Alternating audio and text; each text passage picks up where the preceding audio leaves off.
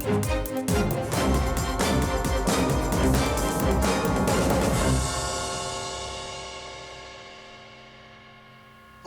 Sherm Goldenberg here, publisher, RVBusiness magazine in Elkhart, Indiana, with Bill Rogers, president, NTP-STAG, the RV industry's largest aftermarket distributor, and a division of Keystone Automotive, which is a appreciable automotive aftermarket distributor.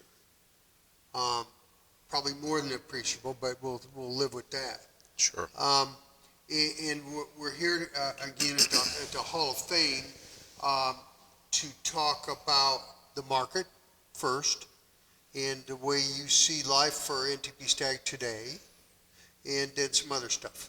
So let me start there. Well, what's life like from your point of view at your headquarters in Exeter, Pennsylvania? Yeah, so, 2021 was a pretty record year for us, and I think the whole industry. And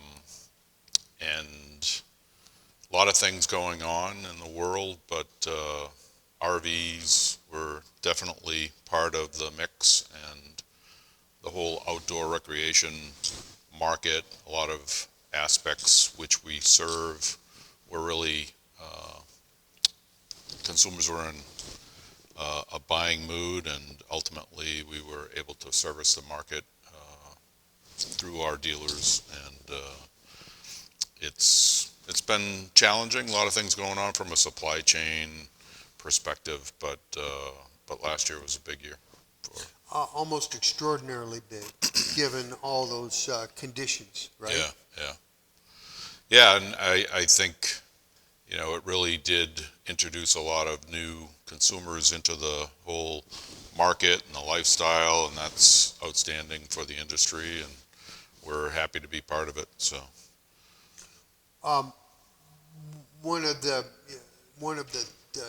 priorities I have in wanting to speak with you, aside from what we're already talking about, is you having come to town for some business already. Right. Here was you've been involved in what we commonly call RECT. It's an acronym for Repair Event Cycle Time. Right. And while it sounds like an acronym, it's a really important thing in my view, and a lot of people in the industry, and you've been really there since day one in this push, dating back to what, 2018 or earlier? Yeah, there was a meeting at the show, the RV industry event in Louisville, and there was a meeting of the RVIA board, and then an extended meeting with additional folks in there with RVDA membership, and also just some industry folks. So it was a discussion around how do we improve the RECT. Which is, what is it? Repair event cycle time. Meaning, in the common terms? So it's the time that a consumer would bring their vehicle into a dealer or a service location, drop it off, that's when the clock starts, and then it ends when they pick it up, repaired. In other words, speed up the consumer care. Right, so I think at one point there was a study done around, the average time was 21 days or something like that. Okay. And then, which was just too long in terms of the drop-off and pickup. Now, I think there's a lot more measurement going on now that we've gotten into this whole movement around RECT, and some of the dealer management system providers are now measuring RECT as part of the whole system that dealers have, and playing that back and kind of helping the whole industry from a data perspective. And when we started talking about RECT at the time, it was, listen, this isn't, it's solvable if you get the information, you understand where the delays are, and then you start attacking those areas with, corrective action programs. It's a process that has, over time, embroiled some manufacturers. Yep. And distributors. Yeah, and it's a whole industry effort because everybody plays a part. If you think about the time, and it's measured in days, so you can attribute the end point, which is kind of in the Six Sigma vernacular, it's the Y. So the output is the days, but there's a whole bunch of inputs that go into that. And one of the big ones that everybody was focused on was the part portion of that, because there's also elements in terms of number of bays, and that can play into it, service techs. So there's other things being done to help address those, like the RV Technical Institute now being in place. And I think that was as a result of trying to focus in on getting more techs available for the industry.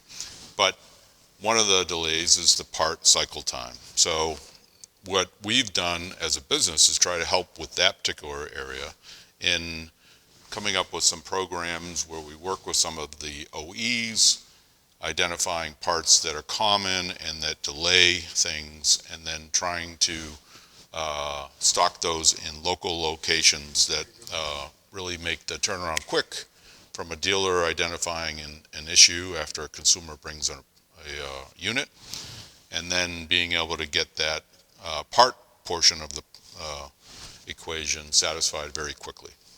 So it's my impression, heck, it's everybody's impression that the pandemic didn't help. In other words, you guys had a good start in 2018 and the time that you're talking about that meeting.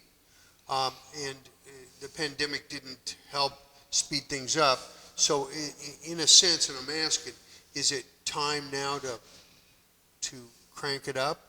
Is that a good way of putting it? Yeah, I think from a distribution perspective, we offer a solution that is local, stock, available next day to the brick and mortar dealer locations or service locations. And we have been working with certain OEs and manufacturers to try and provide a distribution outlet for them in terms of dropping us orders and getting it delivered next day.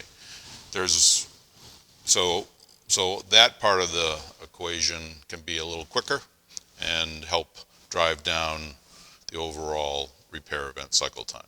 The role of the OEMs, or OEs as you call them, it was to what? Help you, among others, figure out what are the most needed parts and to position nationally? Right, so if you think about it, there are certain parts that if they're resident at the dealership, then there's no delay in getting that part there. If we're kind of the next best thing, which would be next day in one of our distribution centers, and then if it's at one central location, say in Elkhart, Indiana, then it might take more than a couple of days to get there, and might not be what they do every day, whereas in my world, we do this every day. We pick, pack, and ship parts and try to do it very quickly so that there is next day delivery. Looking down the road, where do you head next with everything in getting this industry moving again? Well, I mean, from our perspective, we just try to work with the manufacturers and the builders to ensure that we have the right products in the right locations to satisfy demand. So, there's a lot of changes going on in the industry, and we need to be on top of the new products and the new trends and things like that to make sure we have the right parts in the right locations. The overall goal being for the industry to up its game in terms of consumer care. Right. Yeah, I mean, ideally the consumer's out there using the product and there's no issues. But if there is an issue, then the next best thing is to get it solved quickly and that's where we can help. Or if they're looking for accessories or, just enhancement type products that are needed for their experience to be even better, then obviously that's an opportunity for us as well. Well, I appreciate very much Yeah, your time. it's always good to see you, Sherm. Same here.